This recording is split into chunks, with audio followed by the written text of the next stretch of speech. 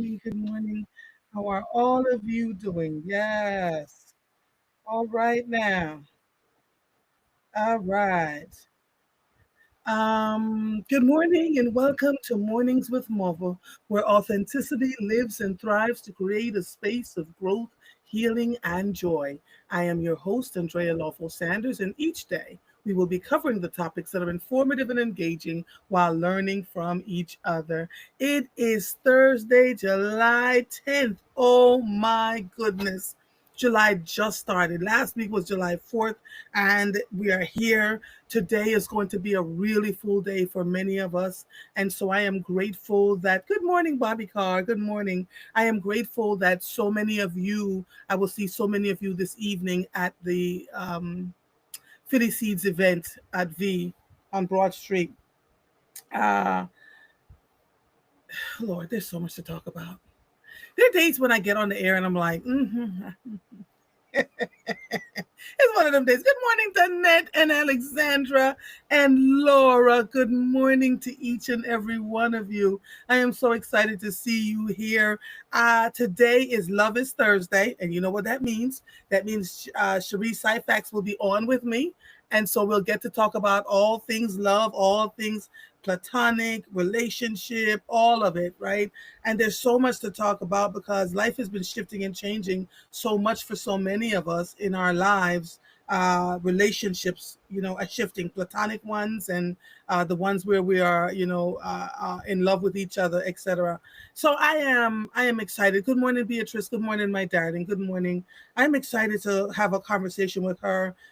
There's some weeks when we will have guests. There are weeks when it's just her and I, so we can sit and talk. Today is a day where it's just going to be her and I. So whatever questions you have, please feel free to ask. The phone lines are also open too. Oh, that would be nice. Usually when she and I would do our show, we would open the phone line so people can call in and ask questions. So we'll do that this morning. Phone line is open 215-400-0146. I will type it in here so that you guys can have it. Excited about that. 215-400-0146 to call in, right? And so we'll discuss that. All right. So a lot has been happening. Good morning, John Amalis. I see you. Um, a lot has been happening this week, and so it has been an interesting time for many of us. The thing that I'd like to talk about more than anything else this morning are the flash flood warnings that have been happening all across the country. All across the country. Yesterday was Philadelphia's turn. It's West Virginia, North Carolina, Texas.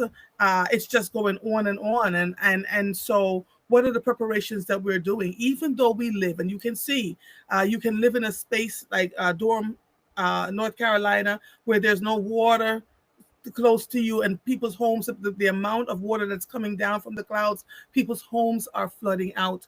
And we're trying to figure out what are the preparations that we have, because when water comes, it comes at such a speed. My father would say, water and fire are exacting masters. He did not tell a lie. And so we're seeing all of this happening and playing out in front of us for the last few days. How are you going to be prepared when this happens? If it happens, should it happen? Because nobody wants to discuss. Good morning, Debbie Womack. No one wants to discuss global warming and what that has meant to us. No one wants to discuss that hurricanes. We have more hurricanes now than we ever had because the water is warmer now than we've ever had. Good morning, East Coast 215. Where's my Tammy? Where's my Ruby? The earth is warmer than it has been in forever. And so where hurricane season would start in June, we're starting to see hurricanes form in May, and the hurricane season will go straight into November, December, depending on, where you live and what's going on. And so how do we prepare for this warm weather? What are we doing when it gets so hot and we can hardly breathe? How are we looking towards our elderly, making sure that they're okay on our streets, on our blocks? You know who our elderly people are if you know your neighborhood and the street that you live on. What are you doing to support them and making sure that they're okay in this heat? It's incredible. Good morning to Viola said last night, rain, thunder, and lightning. Oh my God, yes. Oh, good morning, Ruby, darling. It's good to see you. And so we are moving forward. I know there was a tornado warning in parts of Montgomery County and in Newcastle, Delaware last night. And so I was texting folks, make sure you're okay. Know that there's a tornado nearby you, know what to do. Then this in these days and time, it is incredibly important to have a space that you can crawl into. The safest place in your house when there's a tornado coming is a basement.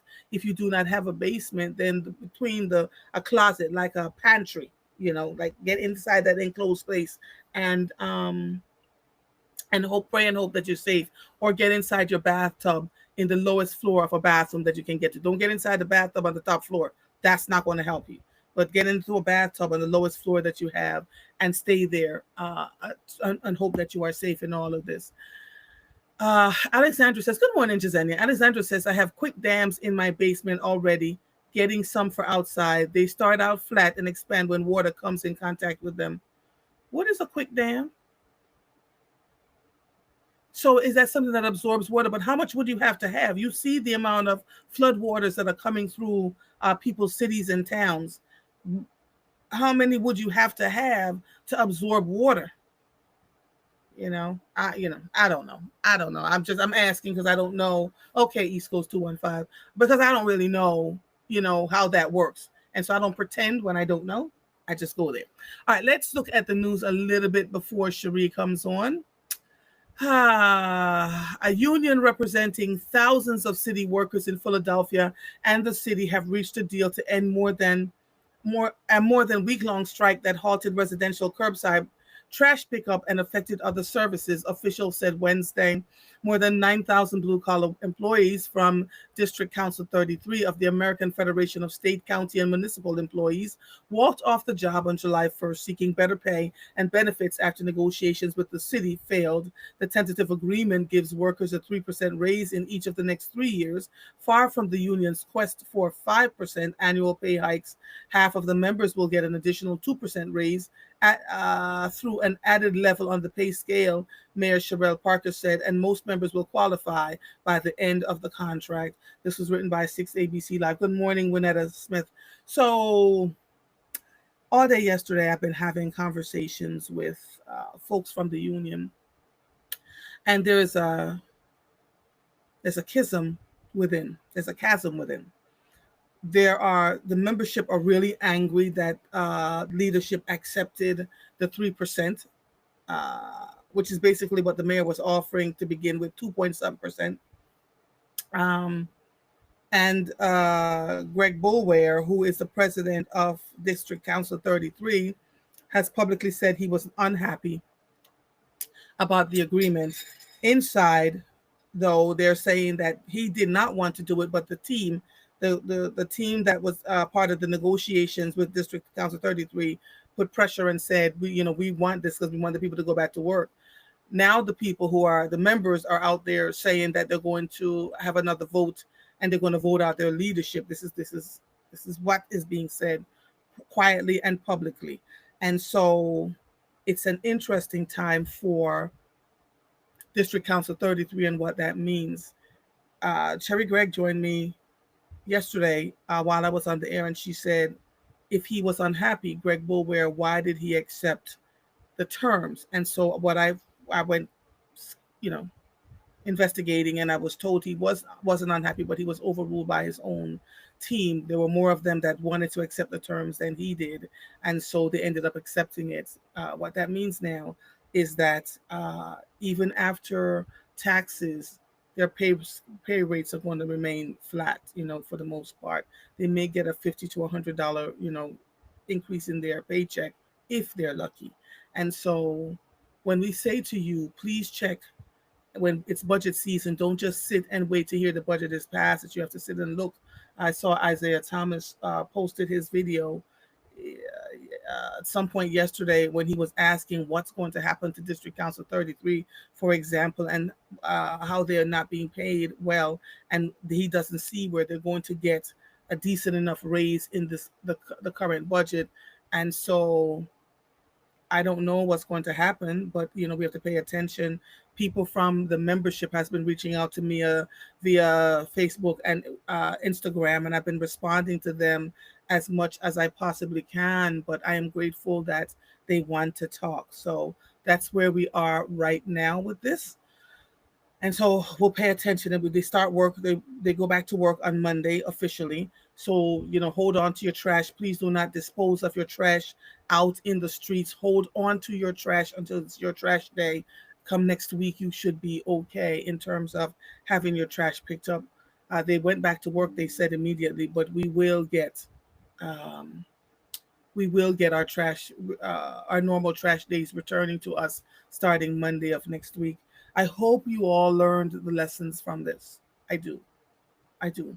We make a lot of assumptions, and the people that we need the most are often the ones that we treat the least.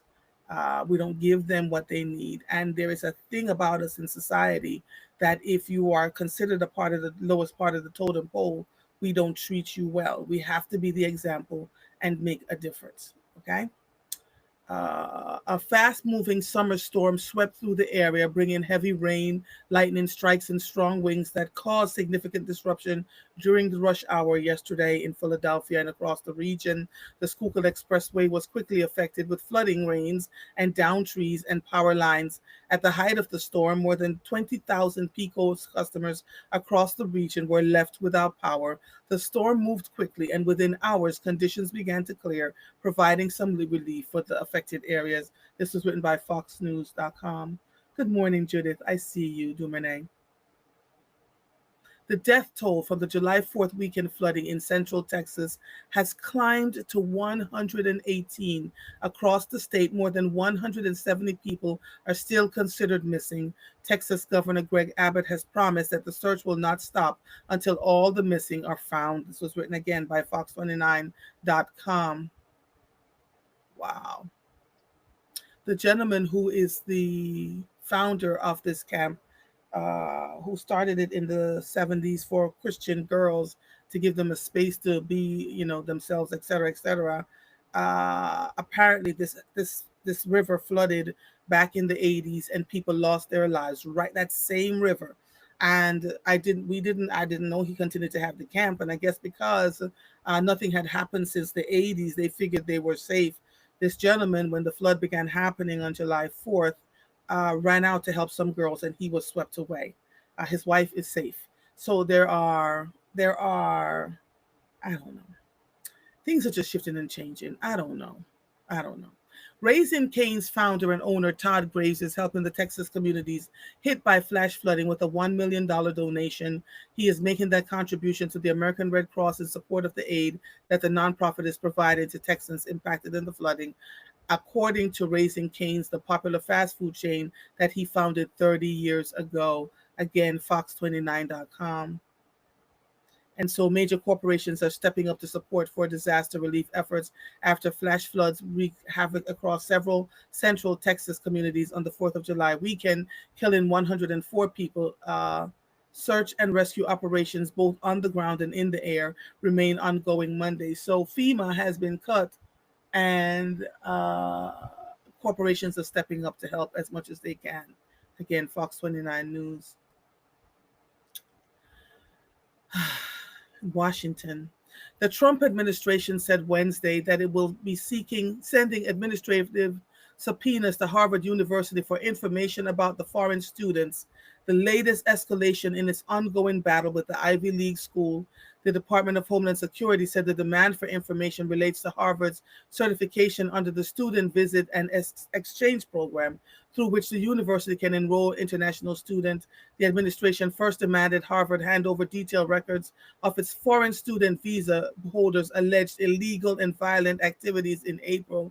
The school said in court filings that it turned over the information, but the Department of Homeland Security said it was insufficient and yanked the school's ability to enroll international students. We're watching this fight play out in real life. It's insane. Absolutely insane what's going on out here. Uh, so Alexandra says, The quick dam creates a barrier, and you would need several depending on the circumference of your property. They have various types for your needs, interior and exterior. They're on Amazon and that other place. Tulsa, I just Googled them because I wasn't aware of what they were either. It seems they're water activated barriers. Okay. Thank you for dropping this gem, Alexandra. David said, if Bulwer was the president, how did he get overruled? I don't. So apparently when they go into negotiations, they take a team with them. And I am wondering, I'd have to talk to him. I cannot make assumptions for him, David, but I have questions myself that I will not say publicly. I'd like to give the man his dignity and, let him decide if he wants to have that conversation himself. Let's see. Okay. Okay. Um, Good morning, Roslyn. Good morning. So we just have to pay attention and wait because everything you see isn't always what you see, right?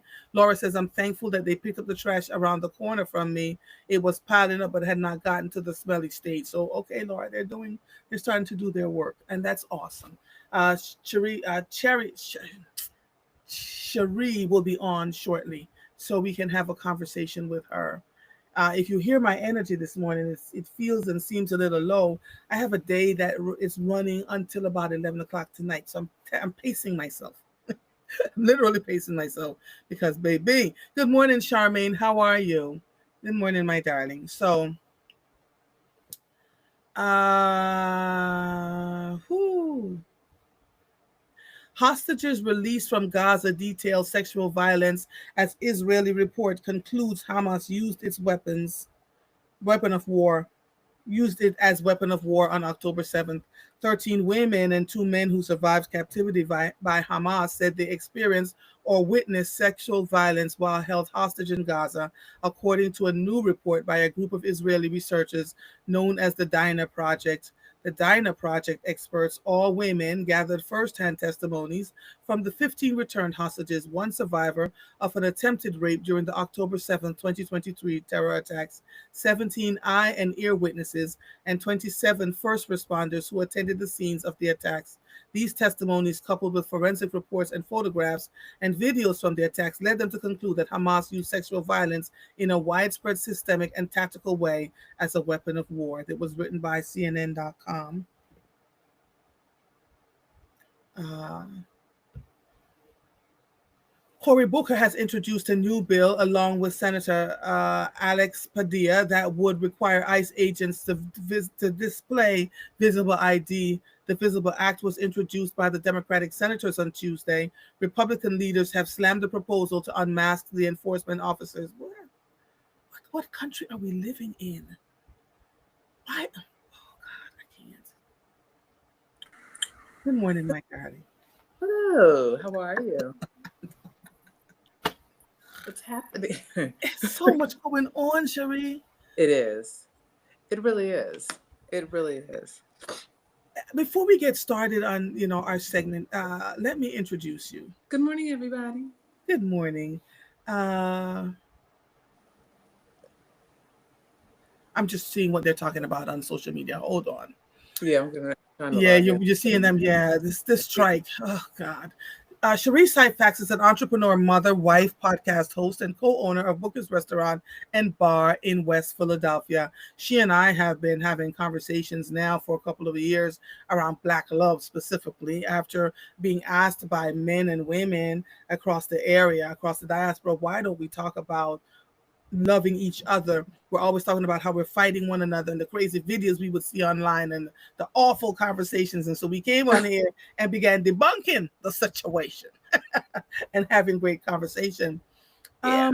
Tell me, good morning, and thank you for joining me. You've been wonderful for the last couple of years, just joining me to have these discussions. How are you dealing with what's happening with you personally as it applies to what's happening around the country? Are you feeling the same anxiety that many are feeling? So first of all, good morning, everyone. Glad to be back. Miss Andrea was on vacation I last week, was. and rightfully so. Um, so a couple things. One, I have a really, really, really great girlfriend group. Mhm. Um, before I even say I have a great girlfriend group, let me say I have a really great husband. Yes. I have a really great husband, and it's so funny because sometimes I hear myself and I'm like, "Ooh, I'm sure I'm getting on this man's nerves," or because I think about a lot. My brain works really, really quickly. I overprocess things. I say things over and over again until you kind of hear me the way I think you should hear me.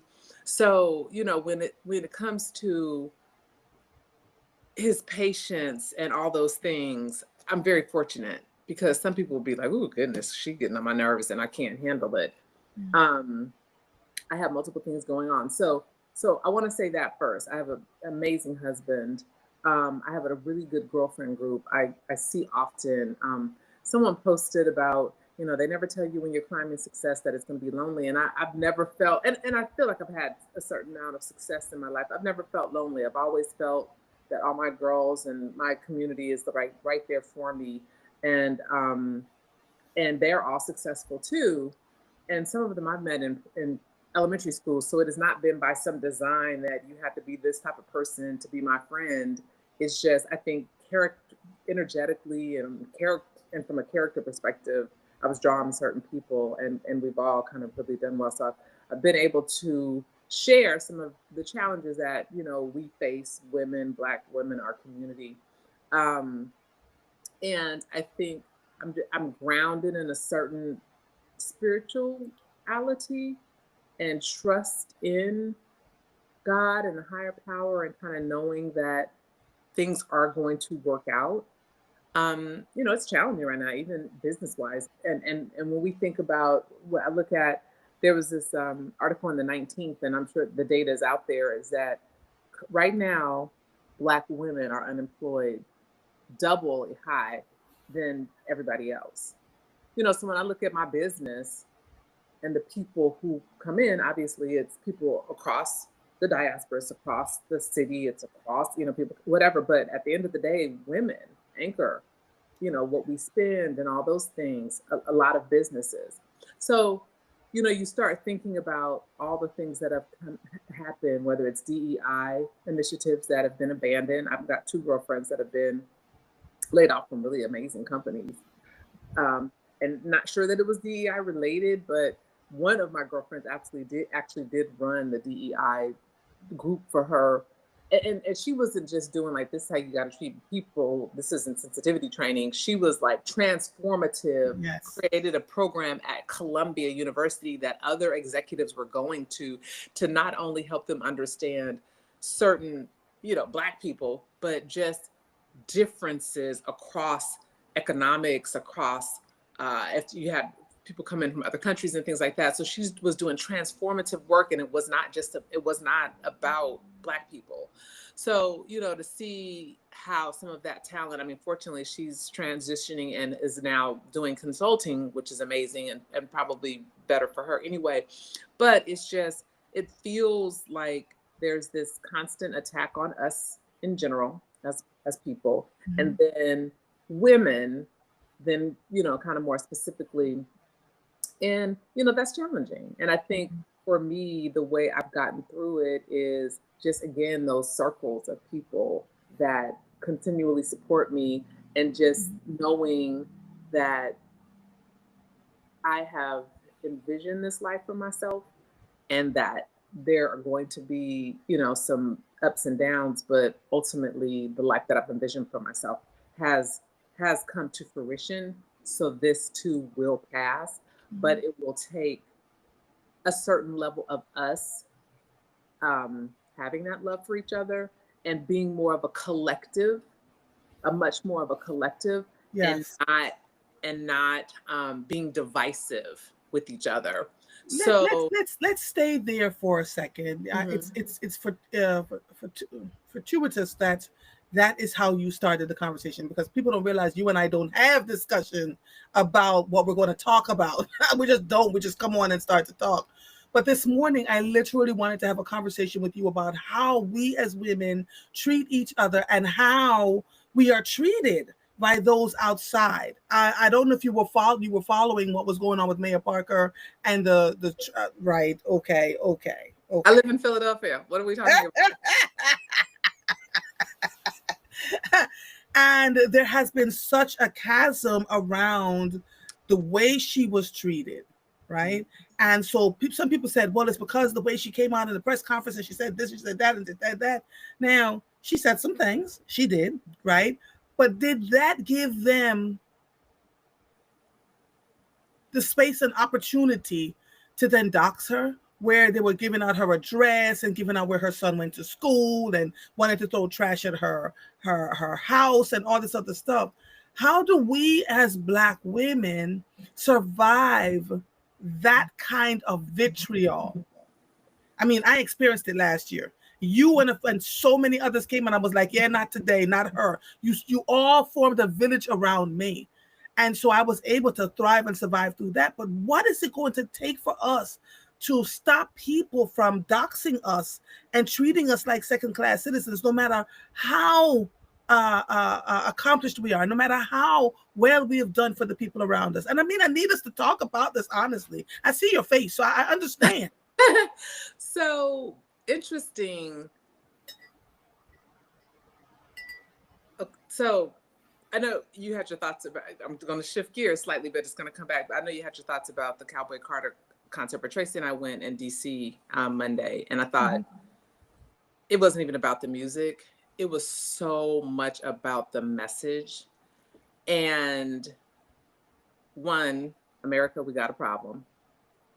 Two, there's so much propaganda out here that she, and she platforms, but three, she talks so much about her own confidence and who we are and the way that she showcased a Black woman who's doing river dancing and the way she showcased a Black violinist, Black ballerinas, and like, this is really who we are. And the way she showcased Black images, Black country women and men that have been overlooked. That's just the baseline of this country. And juxtaposing that against, we were at the restaurant last night and I took my granddaughter to the park over at Cedar Park.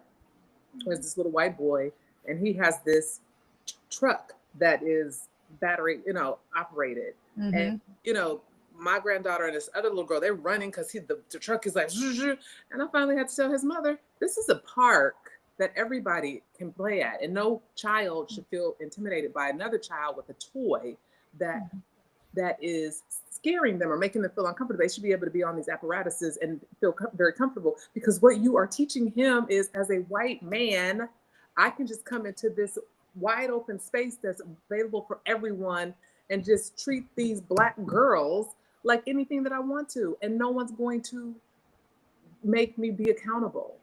And so unfortunately, this is just who we are as a country. And I think it's more on us individually, to your point, like to create the community around you that then gives you what you need when we're traversing these issues and these challenges. And I so appreciated Beyonce for really Black women. She was a Amazon and putting a cigarette out on the Statue of Liberty. Like, she is really saying, we are not loved by this country, but we are these confident, amazing, we are clear on who we are. And I think that's what gets us through it. I don't look, people say our politicians are doing this and our politicians are doing that. I don't look to politicians to set the level, set my life. I look to me and you and people in my world, in my sphere of influence, that I can call and get the type of support that I need. I look inward. I look spiritually. I look with my faith, because this country is getting closer to what it was when we were considered not human. Yeah. It's getting closer to that. It's not getting further away from that. And we as a people are participating in it. We are participating in it. That woman can't do anything right.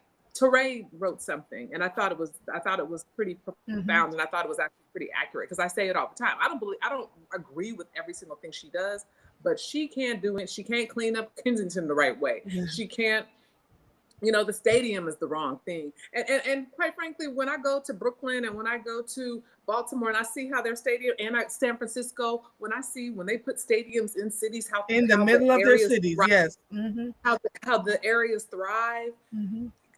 I'm like, she can't do nothing. She can't do nothing. And is it because she is a Black woman? And then Do a you darker Black woman at that.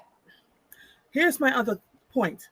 Do you think that we know that there are folks from other cultures that have always been disrespectful of black women, but I am watching us disrespect Oh, her. uh, I'm so talking about we, black women right, who, Black and if you, women. right, and if you have an opinion about her, then that opinion should stay within your clutches. It should not be spewed out and vomited out Agree. into general society. It is the most frustrating thing. She was crying, talking about the people who were surrounding her and making sure she was okay yesterday. And the comments, I just threw my hands up in the air. To your point, she cannot do anything right. You can't do anything Right. right. And I You can't do said anything. here, And I came to Philadelphia on the Nutter regime. I went through the whole Kinney regime. And maybe social media is just much more front and center. I don't mhm, know, but I just don't remember seeing any outcry yes, of what I consider relative mediocrity in leadership. I mean, mhm. I didn't feel like they were transformative. I felt like she came in and tried to do a lot of the things that She people did. wanted to be done in a long Mhm. time. I think she's come in and had the energy, and been present and been in the forefront and been on the front lines, and she's dealt with plane crashes and like, I mean, she's really dealt with. So I don't even know how she's not out there just sitting on the side of a building smoking and drinking, because it's been a lot. It has it, been a lot. yeah. It has been a lot. Um, you know, So it is, yeah, she can do no right. And for that alone, and people like, just because she's a Black woman, we shouldn't support. But I'm like, we can have some compassion. yeah, She doesn't even get compassion. um and so that is why I have to make sure that I am not ingesting so much of this where I feel like yes, everybody is, because it really isn't. yes, It really isn't.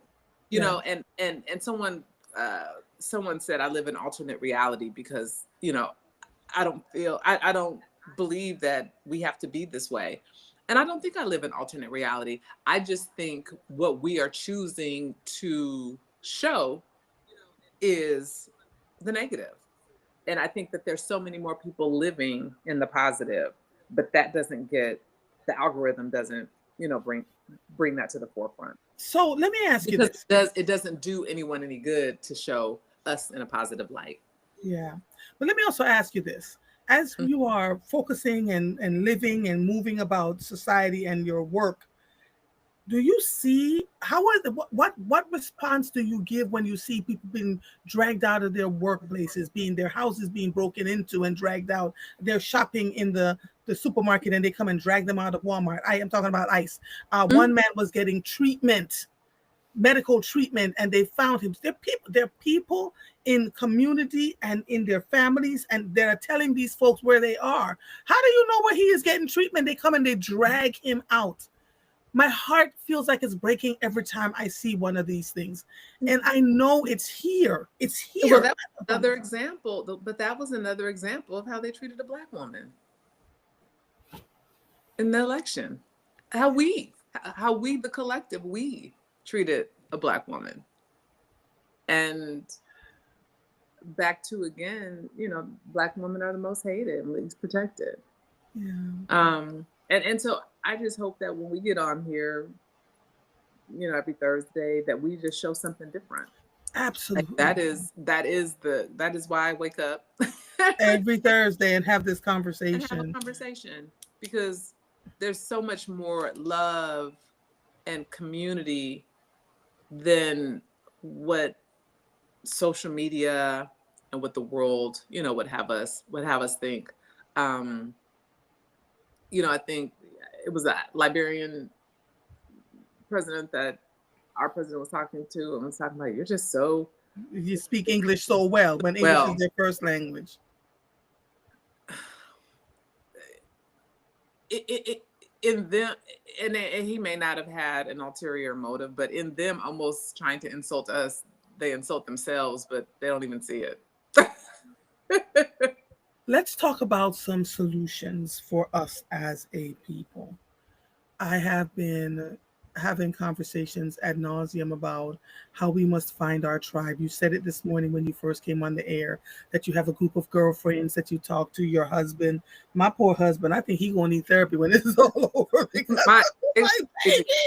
they don't be together because between just kind of what's going on in the world, our business, all those things, I'm sure Tracy's probably like, wave the white flag. But hey, I'm blessed to have him. Blessed Yes, to have him. Because if he was any different, it would be different. yeah, yeah, and it does. It takes, but we want to also showcase that our husbands, black men in general, are loving and supportive and kind. We both have one of them.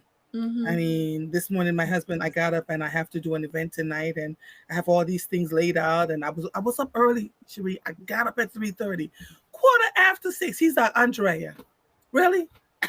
What are you doing? Your tea is in your space. Can't we? And poor thing, I have now created this whole havoc upstairs because I want to make sure I wear this. Should I wear that? What am I going to do? I need to pack a bag. Da, da, da, da.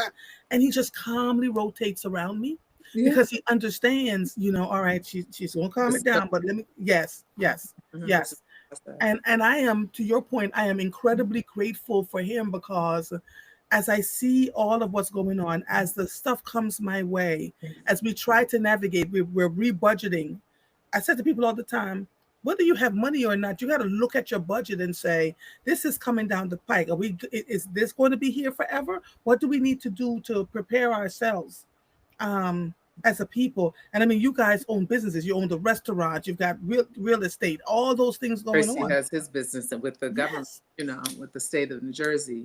And so, you're always question, is funding happening for these programs and stuff like Yes. that? So yes, and side point, talking about men, my grandfather's brother, my last uncle in that generation died over the weekend. And I was Mhm. just reflective of how fortunate that I was to grow Mhm. up with such powerful male figures. And I Mhm. think it strikes me periodically that what is so normal to me is not normal to other people. My grandfather had, 5 brothers, 1 sister, every Mhm. single brother hardworking, with exception of one. My uncle James was the only person who like had multiple marriages, but Mhm. everyone else married to the same person from teenager till death.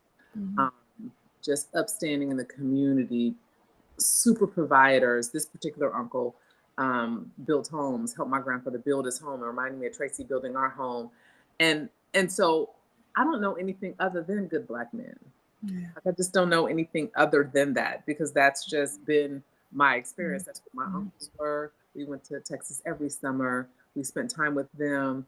My other 2 uncles migrated to California. One was a pharmacist, him and his wife, and then lived there. And then the other one worked for Boeing. And um, just salt of the earth, type people. So when I'm protecting and saying, this thing about black men, it's because I've lived this. Yes. I've Yes. lived it. This has been my experience. Yep. Yep. And as I've gone out in the world, have I had bad relationships? Absolutely, I have. I've made some bad choices, but some of those choices had to do with me. Mhm. But in general, there are some there are more good black men out there than not. And Right. unfortunate the ones, that are on the love and the hip hops and the, whatever, Yeah. all the things, they're the ones that get the spotlight. But there's just Yeah. so many amazing. So, when I think about like the amazing black men in my life, the blazing black women in my life, as a culture, Mhm. we are pretty phenomenal. But we keep on believing what they're telling us. Yeah.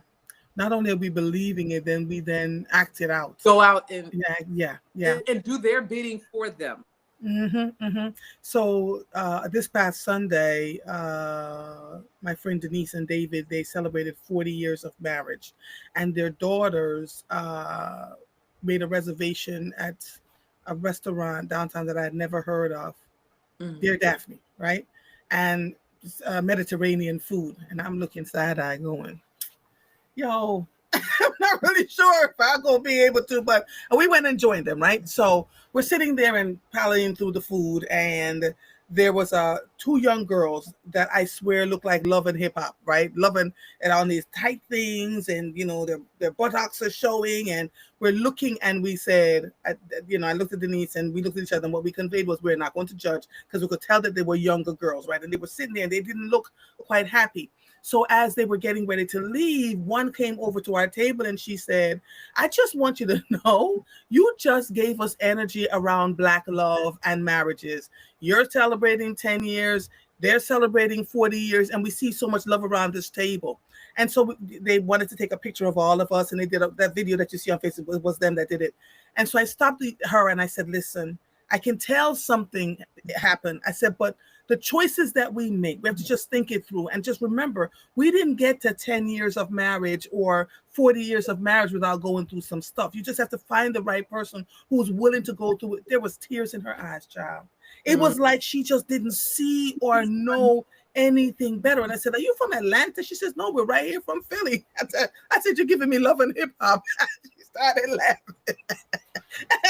Because they're told that they have to get BBLs, and their waists have to be snatched, and they have to be half naked, and they look so sad. Girl, so about that half neck, my husband seen more behinds. I had to, I'm like, look, I'm showing him Yeah, behind. yeah, Ladies, yeah. Oh my goodness, that's a whole different conversation. And I'm not judging, and I'm not body shame. I'm not doing any of that. right, right. But my husband had to see more behinds than. It's a lot. It's a lot. We went to and I'm seeing more and more of it. Like the fad now is to have your butt cheeks hanging out. Yeah. So is that Yeah, still it's a fad. It's a fad okay? because I'm seeing more and more of it, right? And Okay. so you see them coming and they're doing it, but they look so sad because they I think they're making the assumption that the more I show, the more I can get. And so they see folks like us, walking around having the conversation, and we're loving and accepting of them. I swear I turned into you the other day, right? We went to New York City, and we spent the day there, and they wanted to go have dinner, and I was like, all right, you all pick the dinner, we'll figure it out. We get to the space, and I come out the Uber, and I looked up and I said, I know we're not having dinner in a mall. They laughed and talked about me. I said, listen, this old auntie, they could not believe it. And it happened to be a really great restaurant, overlooking the whatever. It just happened to be in the mall. But they started teasing me. They were like, do you realize you become that auntie? That auntie that was like, I'm old enough now where I'm just like, no, I don't want Cinnabons. I don't want. I don't. My body cannot accept these things anymore. And I started to laugh and said, that's Cherie. Cherie and I would have both been looking up going. It was so funny. So I had to see myself outside of myself. But then I remember I was once 20 something years old. I had gone through bad things happening to me, raising my children, all of those things. I'm at this age in my life now where I'm like, can I just enjoy a little bit of it? And especially as I see our country shifting in such a strange way. Mm-hmm. Yeah. My thought is enjoy your life as much as you can for as long as you can. Mm-hmm. Because what's coming down the pike, what we see here, what's happening now, we see what's coming towards us. And they're coming for black wealth especially. It was written in Project 2025. We have made too much money. We have advanced way too much. They don't want us to be there. No, right? It is almost like I was watching Skip Gates' documentary on the Reconstruction period. And so much of that was about slavery had ended. South Carolina had 14 or 15 people in between the Senate and Congress that were Black men, Yes. and And they shut that down in they the were late not. They 1800s. were like, they were not. This is too much. Wait, Yeah. and could get up and be articulate and speak to the laws and legalities and why our rights needed to be protected. And they were like, wait a minute, we just brought these folks over on some Yeah. boat. Out of slavery. Yes. How in the world it was just illegal for them to learn how to read? How in Yes. the world are they over here setting legislation and knowing what they're talking about and articulating better than us? They couldn't handle it. And they And began shutting that down by destroying every wealth that we had every, gained. yep, Right. yep. And so in 2025, you see how they're coming for it now, right? And so we have to be incredibly mindful. Deborah Ann Henderson Scott says, finding a circle in this day and time has definitely been a challenge for me. I have learned the hard way to depend on my spirit of discernment. My sister, listen, one of the things that I have, your spirit of discernment really has to be on, you know, really making a difference, because I'm telling you, there are folks out here that will try to attach themselves to you for one reason or another, and sometimes it's not good. But you've got to remember, there are folks out here that you can say, can you be a part of my village? You've watched them, see how they move and operate and go, because we're literally going to now have to be in our villages. How can I help you? How can you help me? How can we work together? And it is difficult. It is incredibly difficult, my sister. Mm-hmm. And that circle, those people that have been a part of your life forever and a day, those are the ones you're going to have to kind of click in. And some of them ain't even good either. Let's discuss. And I also say this, like, you've really got to hone your intuition. Like, my intuition it's so funny. We passed by a little place that our employees hang out at, and I was like, I need to go in there and tell them that they need to leave. And sure enough, an incident took place there that night.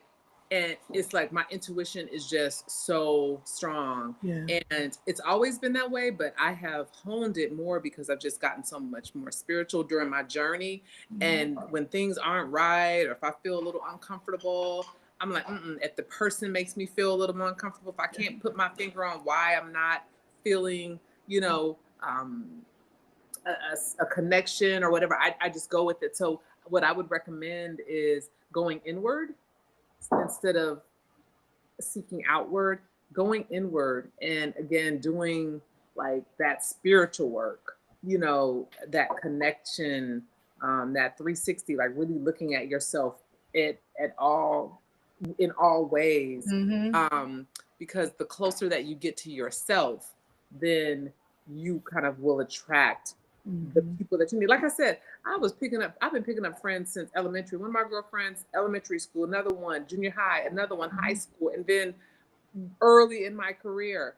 Some of these relationships span 30 and 40 years. I was picking up the people and the character, the people that I wanted in my life or that needed to be in my life a long time ago. So you have to really just stay connected with yourself.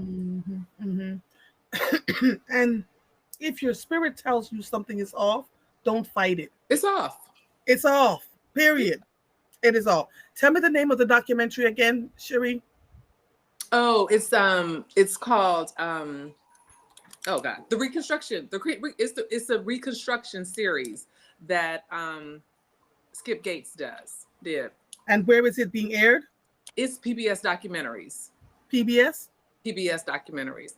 It is really good. But it is just such a reminder. It is that they tear down. Right. We are, kind of seeing that happening again. Again, yes. And how do we protect what we have? Because you see it coming. They got rid of the FDIC. The folks that work with Elon Musk, they're all jumping ship. The person, all the people in the high places that were the gate watchers, the gatekeepers of what was going on, they're all leaving. So something is bubbling, right? Something is bubbling. How do we then say, all right, what do we do? And we're not going to talk about this publicly because you already know. But what do we do to say, how can we protect the little that we do have? Because as much as we have come, we're still way behind the eight ball. We're talking billionaires and trillionaires. Yeah. Yeah. Yeah. Yeah. And Yeah. and yet they want it. They want the millions while they have the billions. Mm-hmm. And the way the caste system works, the poorer folks of non-color are looking at us going, how dare they?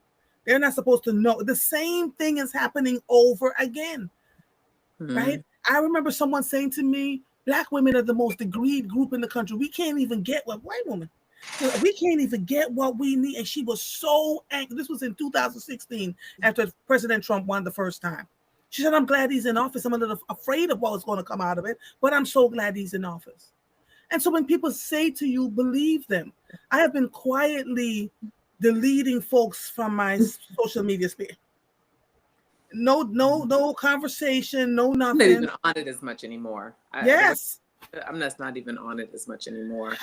Um, yeah, I'm not even the messaging around love and Black love. I mean, I still have this platform, and obviously, I have my lived experience that I can share with those that come into contact with us. But I am not even on it because there's so many unhappy people that want to challenge your happiness, and you got to explain, and you got to be like, well, if I look like this, do they? Mm-mm. I'm just not. I'm not gonna put. I've chosen not to give energy and put energy into it Yeah. I because don't yeah. know. It's probably a part of your algorithm because I don't get that on MySpace. Praise the Lord and pass the mustard seed. No, I Um, get a lot. No. I don't either because I've shifted and deleted a lot of stuff and things mhm, like that. But I've gotten out of the practice, and so at mhm. this point, I'm like, Yeah, yeah, yeah.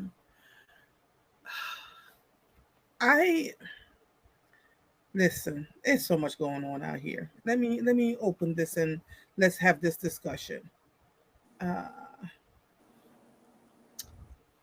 I don't. What would you consider? What are some of the things that we need to do to have healthy relationships, platonic or otherwise? For me, communication, whether it's hmm my girlfriend or my husband. If you don't communicate openly and transparently, that can cause to a whole lot of assumptions that are made there. And when you have a disagreement, figure out a way to come together and talk it through, right? Give grace to each other. I remember saying to Denise, and we see each other once a week on purpose, hmm right? And I remember saying to her very recently, I said, I didn't, as your girlfriend, didn't really understand your life and the energy and the things that were going on until we took that road trip. And it was driving across the country. We began really talking. She understood me better. I understood her better. So there are no assumptions in our relationship now. Because if something happens, I go, okay, that's because of so so. Or with me, she go, okay, that's because so and so and so and so. But you have to really invest in the people that you say you love and care about. That's what I was gonna say. The It's investment, important. yeah, the investment.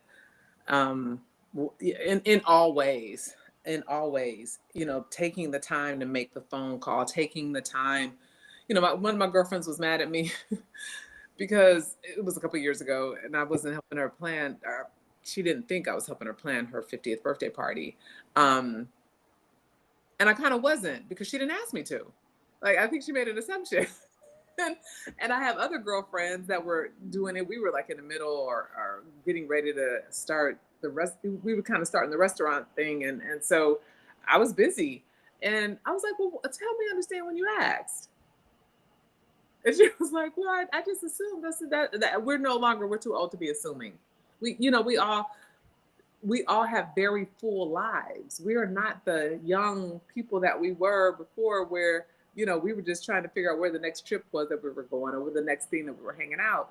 We're all married and navigating things with maybe adult children or just whatever. And so we can no longer make the assumption Assumption. any Yes.